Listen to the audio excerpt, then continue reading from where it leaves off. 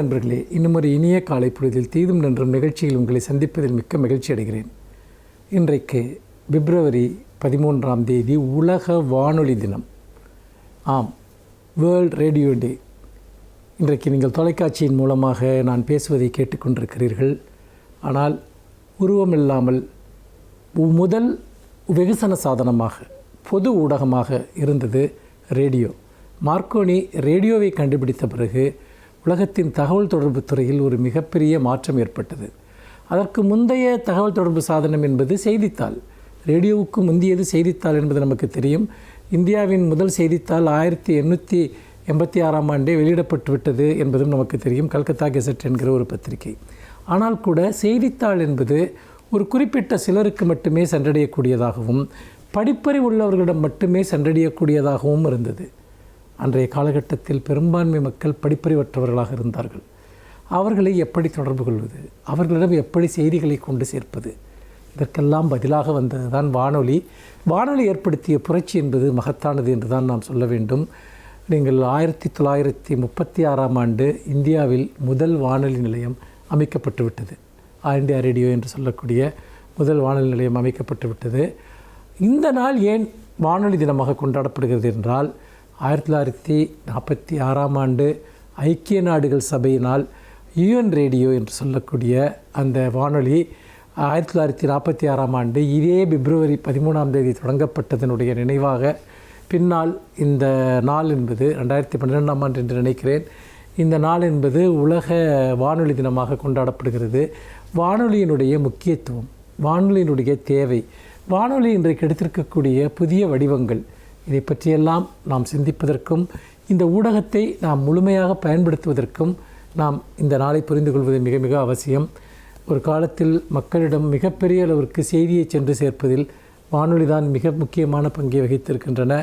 அதாவது நீங்கள் ஒரு இயற்கை பேரிடர் நடக்கிறது, போர் நடக்கிறது, அல்லது நாட்டில் மிக முக்கியமான சம்பவங்கள் நடக்கின்றன, தேர்தல் முடிவுகள், இப்படி பல சம்பவங்களை நீங்கள் எடுத்துக்கொண்டால் நாட்டு மக்கள் அனைவரும் அறிய வேண்டிய செய்தி. உதாரணமாக இந்தியா சுதந்திரம் அடைந்ததை வானொலியின் மூலமாகத்தான் மக்கள் கேட்டு தெரிந்து கொண்டார்கள்.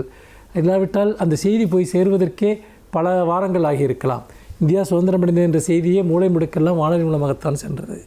அண்ணல் காந்தி படுகொலை செய்யப்பட்ட சம்பவமும் ரேடியோ மூலமாகத்தான் போய் சென்றது. இப்படி ஏராளமான செய்திகளை நாம் சொல்லலாம். அப்படி வானொலி மூலமாக மக்கள் ஒருங்கிணைக்கப்பட்டார்கள். இன்றைக்கு இந்தியாவில் அகில இந்திய வானொலியை நீங்கள் எடுத்துக்கொண்டால் 20 மொழிகளில் அவர்கள் ஒளிபரப்பு செய்கிறார்கள். உலகம் முழுக்க இருந்து வானொலி ஒலிபரப்புகள் நடைபெறுகின்றன, பண்பலை ஒளிபரப்புகள் நடக்கின்றன. இதுபோல் நீங்கள் நிறைய வானொலி நிலையங்கள், ஒவ்வொரு நாடுமே கூட பிற நாட்டு மொழிகளில் வானொலி நிலையங்களை நடத்துகின்றன. இன்றைக்கு வானொலியினுடைய இந்த வடிவம் என்பது, ஒரு காலத்தில் சொன்னார்கள் தொலைக்காட்சி வந்துவிட்டால் வானொலி தேவையற்றதாகிவிடும் என்று. நிச்சயமாக இல்லை. பயணம் செய்யக்கூடியவர்கள் பெரும்பாலும் எஃப்எம் ரேடியோ மூலமாக ரேடியோவை கேட்டுக்கொண்டு இன்றைக்கு அவர்கள் பயணம் செய்வதை பார்க்கிறோம். ஏராளமான எஃப்எம் அலைவரிசைகள் வந்துவிட்டன. போட்டி போட்டுக்கொண்டு நிகழ்ச்சிகளை வழங்குகிறார்கள், செய்திகளை வழங்குகிறார்கள். அதோடு பார்த்தீங்கன்னா ஒரு காலத்தில் கிரிக்கெட் போன்ற பந்தயங்களை இன்றைக்கு நாம் தொலைக்காட்சியில் பார்க்கிறோம். அன்றைக்கு வர்ணனைகள் மூலமாகவே நாம் கிரிக்கெட்டை நாம் உணர்வதற்கு வானொலிகள் பெரிதும் பயன்பட்டன. இன்றைக்கு அதோடு மட்டுமல்லாமல் மிக முக்கியமாக பாட்காஸ்ட் என்ற ஒரு புதிய வடிவம் வந்திருக்கிறது, ஆன்லைன் ரேடியோ வந்திருக்கிறது, மொபைல் ரேடியோ வந்திருக்கிறது. அப்புறம் உள்ளூர் மக்களுக்காக உள்ளூர் மக்களை நடத்தக்கூடிய சமூக வானொலிகள் வந்துவிட்டன. கல்லூரி வளாகங்களில் மாணவர்கள் நடத்தக்கூடிய வானொலி நிலையங்கள், இப்படி காலத்திற்கேற்ப பற்பல வடிவங்களில் வானொலி நிலையங்கள் மாறிக்கொண்டிருக்கின்றன. இதனுடைய பொருள் என்னவென்றால், வானொலிக்கான அந்த தேவை இன்றைக்கும் இருக்கிறது என்பதுதான். அப்படி பார்க்கிற போது நாம் நிச்சயமாக வானொலி என்பது நம் வாழ்வின் தவிர்க்க முடியாத ஒரு மிகப்பெரிய ஆற்றல் மிகுந்த ஊடகம் என்பதை நாம் இந்த நாளில் நினைவில் கொள்வோம். அதை முழுமையாக நாம் பயன்படுத்துவோம். மீண்டும் இன்னும் ஒரு புதிய சிந்தனையோடு உங்களை சந்திக்கிறேன். நன்றி, வணக்கம்.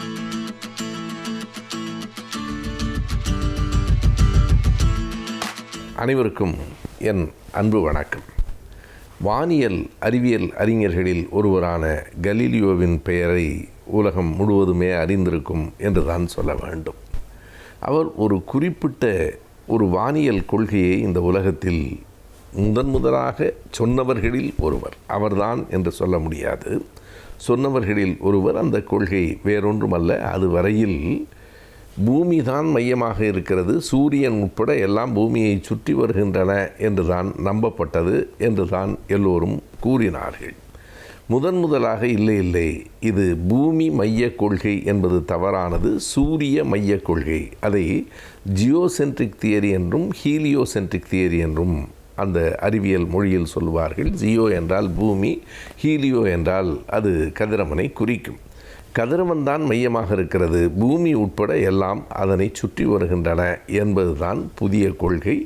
இதனை முன்வைத்தவர்களில் 3 பேருக்கு இடம் உண்டு. ஒருவர் ஜெர்மன் தேசத்தைச் சேர்ந்த கெப்லர், அடுத்த 2 பேருமே இத்தாலியை சார்ந்தவர்கள். ஒருவர் புரூனோ, இன்னொருவர் கலீலியோ கலீலி. இதில் மற்ற எல்லோரையும் விட கலீலியோ கலீலியினுடைய பெயர் கூடுதலாக அறியப்பட்டிருக்கிறது. அவருக்கான பெருமைகள் இருக்கின்றன, நடக்காத சில செய்திகளும் சொல்லப்படுகின்றன. இப்படி சொன்னதால் கலீலியோ கொல்லப்பட்டார், மலையிலிருந்து உருட்டி விடப்பட்டார் என்கிறார்கள். அப்படி இல்லை. கலீலியோவும் ஜோஹன்னஸ் கெப்லரும் ஏறத்தாழ ஒரு வயதினர். கலீலியோவை விட மூத்தவரான புரூனோ தான் இதை மிக அழுத்தமாக சொன்னார்.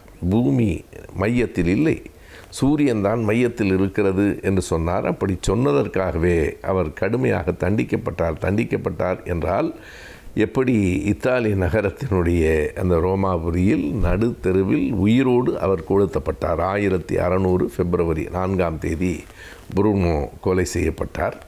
அதற்கு பிறகு அதே கொள்கையை அதே நாட்டிலிருந்து அழுத்தமாய் சொன்னவர் கலீலியோ. இவருக்கும் பல நெருக்கடிகள் வந்தன. அப்போது நடைமுறையை புரிந்து கொண்டு புத்திசாலித்தனமாக நடந்து கொண்டவர் கலீலியோ. இல்லை, எனக்கு இப்படி தோன்றுகிறது, இன்னும் ஆய்வுகள் முடியவில்லை என்று சொல்லிவிட்டார். ஆனால் அவருக்கும் தண்டனை வழங்கப்பட்டது. அந்த தண்டனை வேறொன்றும் இல்லை, வீட்டு காவலில் வைத்தார்கள் இறக்கும் வரையில். 1642 கலீலியோ இறந்து போனார். இறக்கும் வரையில் பல்லாண்டுகள் அவர் வீட்டு சிறையிலே தான் இறந்தார். அங்கே தான் இறந்தும் போனார். 1564 பிப்ரவரி 15 இத்தாலியிலே பைசா என்னும் நகரத்திலே பிறந்தவர் கலீலியோ. பைசா என்கிற பெயர் நம்மில் பலருக்கும் இன்னொரு கோணத்தில் அறிமுகமான பெயர். பைசா கோபுரம் என்றால் அது சாய்ந்து நிற்கிற ஒரு கோபுரம், எல்லோரும் அறிவோம். அது அந்த பைசா நகரத்தில் இருக்கிறது. அதே நகரத்திலே தான் கலீலியோ பிறந்தார். அங்கே தான் பைசா பல்கலைக்கழகத்திலே தான் அவர் படித்தார். முதலில் மருத்துவம் படிக்க சென்றார்.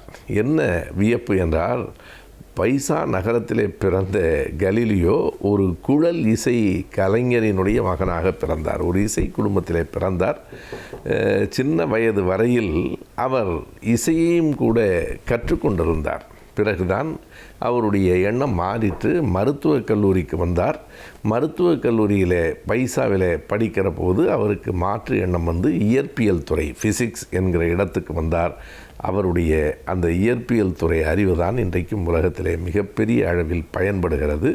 வியாழன் கோளை சுற்றி 4 நிலவுகள் இருக்கின்றன என்று சொன்னவர் கலீலியோ தான். பொதுவாக ஒரு கோள், பூமி என்றால் ஒரு நிலா, ஒரே ஒரு நிலா தான் வானத்தில் என்கிறோம். பூமியை பொறுத்தளவு ஒரு நிலா தான். சனி கிரகத்திற்கு போனால் 7-8 நிலாக்கள். வியாழனில் 4 நிலவுகள் இருக்கின்றன என்று கண்டுபிடித்ததால் அந்த நிலவுகளுக்கு கலீலியோ நிலவுகள் என்றே அறிவியல் உலகத்தில் பெயர் உண்டு. அப்படிப்பட்ட கலீலியோ மிக புத்திசாலித்தனமாக செய்த காரியம், தன்னுடைய கொள்கையை வெளியிட்டால் தன்னையும் கொண்டு விடுவார்கள் என்பதால் வீட்டு காவலில் இருந்தபடியே இரகசியமாக அவர் செய்திகளை வெளியில் அனுப்பி கொண்டிருந்தார். அதுதான் இன்றைக்கும் நிலை பெற்றிருக்கிறது. ஜோஹன்னஸ் கெப்லர் ஜெர்மனியிலே பிறந்தவர் என்பதனாலே அங்கே சில சுதந்திரம் அவருக்கு இருந்தது. இங்கே கலீலியோவுக்கு அந்த சுதந்திரம் இல்லை. ஆனாலும் இந்த அறிவியல் உண்மைகளை உலகுக்கு சொன்னவர் அவருடைய பிறந்த நாள் பிப்ரவரி 15.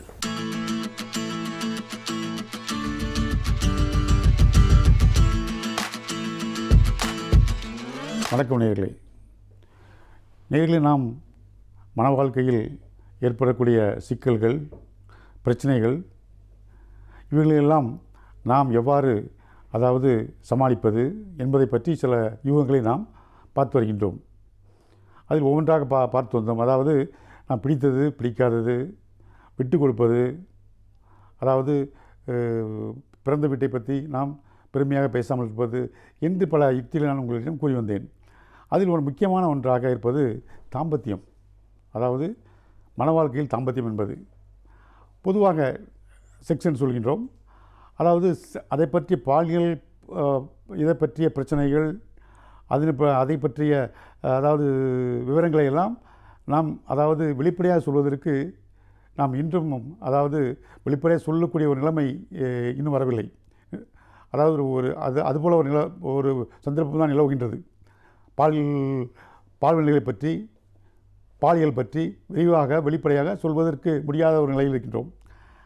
அதாவது செக்ஸ்ன்னு சொல்கின்றோம்.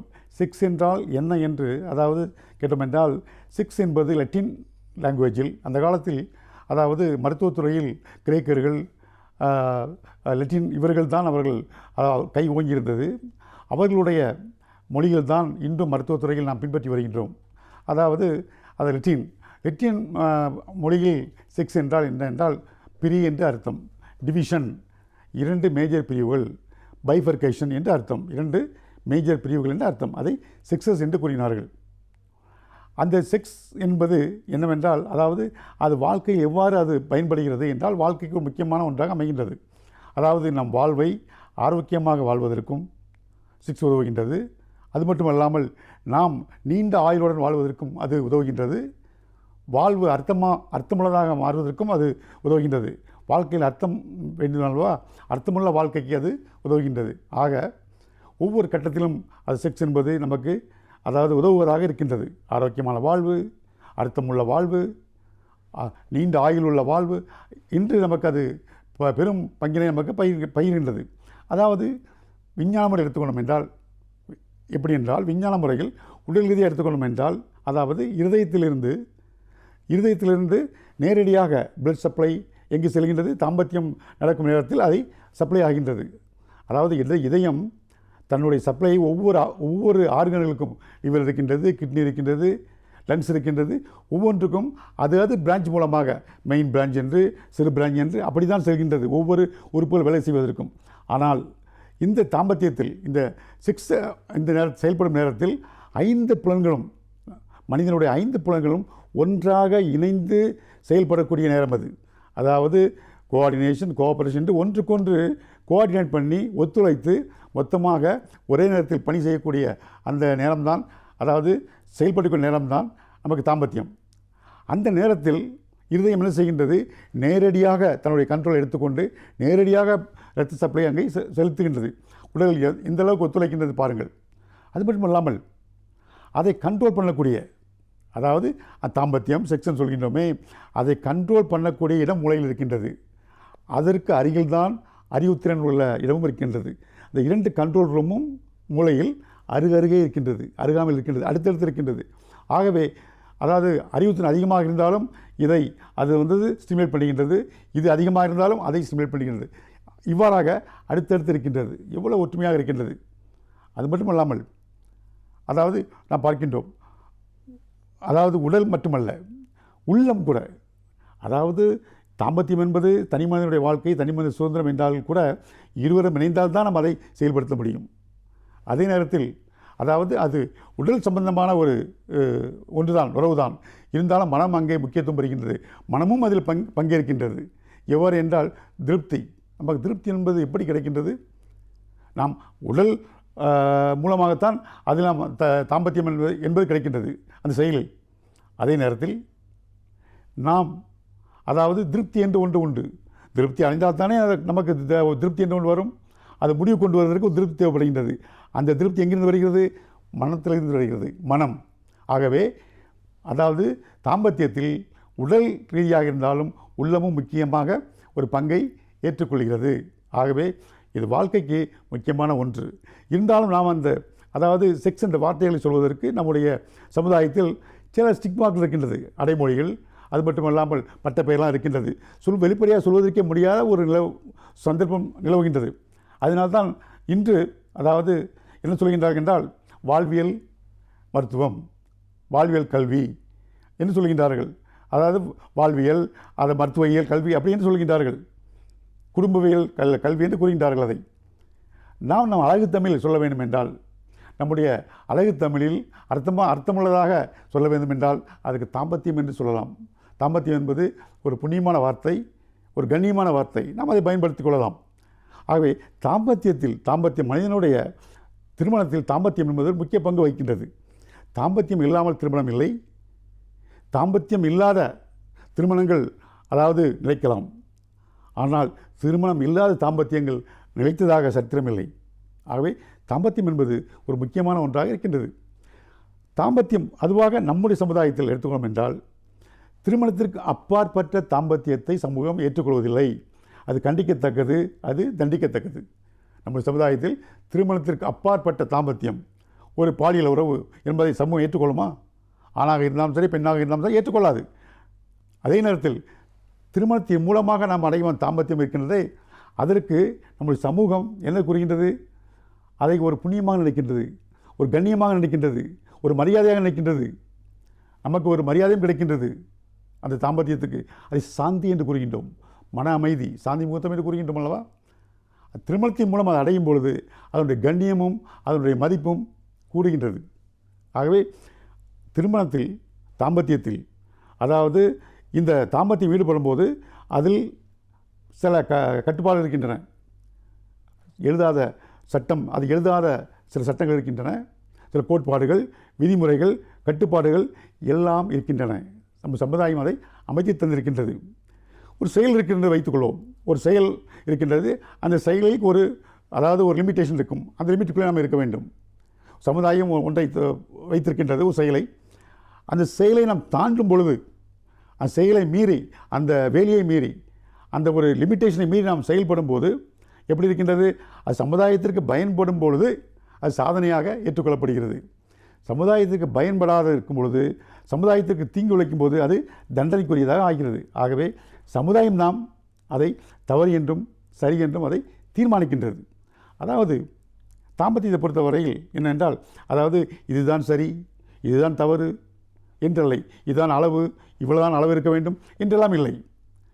அதாவது நம்ம முடிந்தது, முடியாதது, பிடித்தது, பிடிக்காதது, அதாவது வேண்டியது, வேண்டாதது எல்லாம் அங்கே இருக்கின்றன. அதே நேரத்தில் தாம்பத்தியத்தில் அதாவது வக்கிரங்கள் இருக்கின்றது, கொடுமைகள் இருக்கின்றது, துன்பங்கள் இருக்கின்றது, விவகாரங்கள் இருக்கின்றன, கொடுமைகள் இருக்கின்றன, இதெல்லாம் இருக்கின்றன. இதையெல்லாம் கட்டுப்படுத்ததான் சமுதாயம் அதாவது சட்டங்களை, எழுதாத சட்டங்களை இயக்கி வைத்திருக்கின்றது, கட்டுப்பாடுகளை. அந்த கட்டுப்பாட்டுக்குள் இருக்கும் பொழுதுதான் அந்த தாம்பத்தியம் சிறப்பை பெறுகின்றது. ஆகவே இன்றைய இளைஞர்கள் அதாவது தாம்பத்தியத்தை பொறுத்தவரை எப்படி இருக்கின்றார்கள் என்பதை நாம் அடுத்த முறை சந்திப்போம். நன்றி, வணக்கம்.